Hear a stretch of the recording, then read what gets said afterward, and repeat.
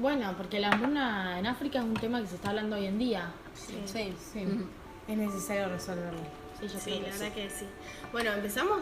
Dale, empecemos. Bueno, nosotras somos un grupo de tercer año A del Colegio Amen y estamos reunidas para desarrollar un trabajo práctico de geografía relacionado con la crisis humanitaria, relacionado con la hambruna en África. A continuación, vamos a desarrollar y mostrarles nuestro tema y muchísimas gracias por prestarnos atención. La crisis humanitaria es una situación de emergencia frente a la cual se deben prever ayuda humanitaria a un grado muy superior al habitual.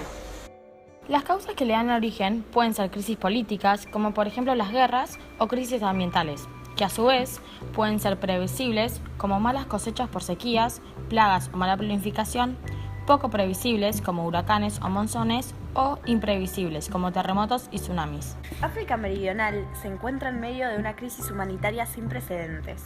Alrededor de 14 millones de personas, la mitad de ellas niños y mujeres, se encuentran en peligro de morir de hambre en 6 países afectados.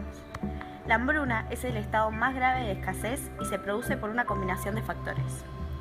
Guerras o conflictos armados internos, falta de acceso a los alimentos básicos porque hay pobreza generalizada, cambios climáticos que afectan las cosechas, pero el factor más grave es la corrupción de los gobiernos y las empresas que impide trazar políticas sustentables para combatir este flagelo.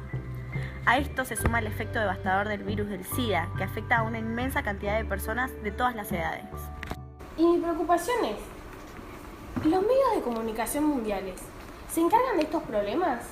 La verdad es que no, los medios de comunicación mundiales hablan de otros temas menos relevantes para que la gente no esté al tanto de problemas tan importantes como este.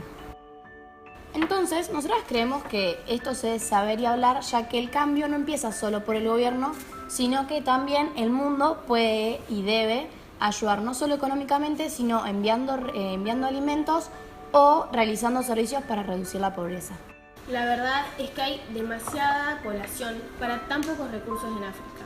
Bueno, si bien los recursos agrícolas en África son poco sustentables por el tipo de territorio en el que se encuentran, es un territorio extenso, la fertilidad de tierras es escasa y en algunos puntos de África es nula, lo que esta hace una tierra sumamente difícil para cultivar. Hay una gran limitación de la explotación de los recursos naturales relacionadas con la alimentación. Poca influencia política. Hay corrupción, es decir, mal uso de los fondos públicos y ausencia de un gobierno responsable. Las guerras y conflictos políticos. En los últimos 50 años, África ha sufrido 186 golpes de Estado y 26 grandes guerras. Por otra parte, el SIDA es un problema que afecta particularmente al sur de África y es un factor que incide en el problema del hambre, ya que más del 30% de los adultos son portadores del virus. El continente africano está fragmentado políticamente en 54 estados, con bajos niveles de desarrollo, pero con importantes recursos naturales en sus territorios. Chicas, escuchen esto. África es escenario permanente de una intensa dinámica geopolítica en la que participan actores a escalas extracontinental, continental, regional, local y nacional, trazando un complejo mapa de realidad e influencias. Además, miren lo que encontré.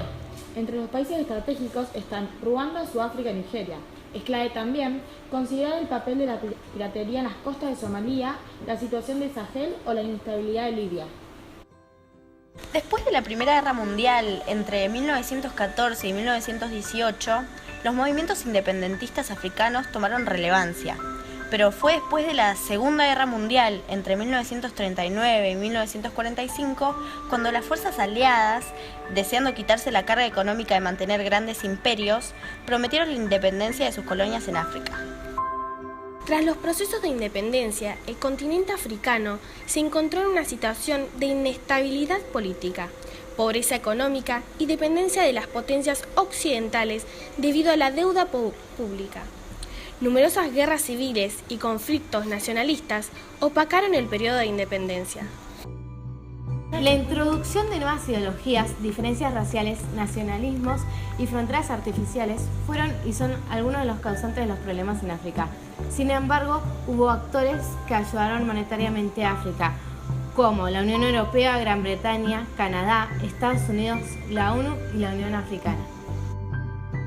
La FAO, que es la Organización de las Naciones Unidas para la Alimentación y la Agricultura, contribuye con el incremento del acceso al agua mediante la rehabilitación y construcción de puntos de agua, suministros de insumos agrícolas vitales como las semillas a prueba de las sequías, alimentos balanceados para animales y forraje y agua para el ganado.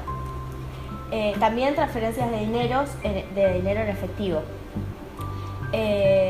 Control y vigilancia de las enfermedades y plagas de plantas y animales y, por último, las mejoras comunitarias de prácticas agrícolas en zonas áridas. La FAO con la ECOWAS trabaja para alcanzar un África occidental sin hambre. También UNICEF, que es el Fondo de Naciones Unidas para la Infancia, ayuda activamente en África a través de voluntarios que cumplen diversas funciones, tales como médicas, psicológicas, asistenciales, nutricionales, entre otros aspectos. Este se guía por lo que dice la Convención de los Derechos del Niño, buscando transformar estos derechos en principios éticos, perdurables y normas internacionales de la conducta hacia el niño. Según lo que acabo de encontrar acá en internet, dice que para UNICEF la supervivencia, la protección y el desarrollo de los niños son imperativos de desarrollo de carácter universal y forman parte integrante del progreso de la humanidad. Además, moviliza la voluntad política y los recursos materiales para ayudar a los países, se empeñan en garantizar que se dé protección especial a los niños más desfavorables. La mafia de la industria farmacéutica es un factor agravante para las estadísticas en África.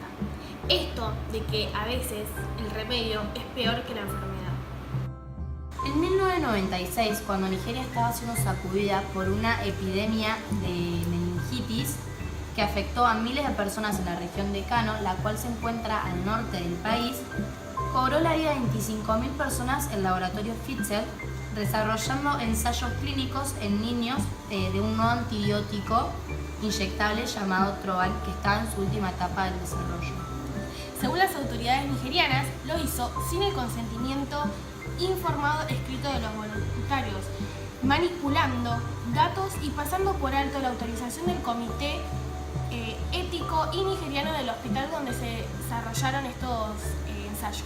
El caso ha servido también para revisar ensayos clínicos en personas que distintas farmacéuticas hacen para probar la seguridad y eficacia de nuevas moléculas contra enfermedades que sacuden África, como el SIDA, la malaria, la tuberculosis y distintas enfermedades tropicales. Chicas, ¿sabían que según el Instituto de Investigación de Políticas Internacionales sobre la Alimentación, 200 millones de personas están gravemente afectadas por la desnutrición en el continente? Sí, cada 3,6 segundos en el mundo una persona muere a causa del hambre. 4 millones de niños mueren al año antes de cumplir un mes. 1 de cada 6 niños de África muere antes de cumplir los 5 años. 42 millones de niños pueden llegar a sufrir hambre antes del 2025 en África. En lo que vemos en pantalla podemos observar cómo se presenta la curva de mortalidad infantil por desnutrición en las distintas regiones del mundo. Felizmente vemos que es una curva descendente con proyección al año 2045, manteniendo el índice más alto del continente africano. Debemos informarnos, organizarnos y presionar a los gobiernos para que asuman su responsabilidad y diseñen y financien políticas que garanticen el derecho a la alimentación, un derecho humano fundamental. También consumir alimentos de forma responsable y exigir responsabilidad a las empresas que producen los alimentos que consumimos. Otra medida sería solidarizarnos con los países que estén en crisis alimentaria. Colaborar con las ONG que trabajan para las poblaciones de los países que están en desarrollo o crisis para que puedan cultivar sus propios alimentos. Colaborar con las políticas de control responsable de la natalidad para regular el crecimiento de la población. Una acción concreta es brindar educación reproductiva a los adultos y jóvenes y brindar anticonceptivos gratis.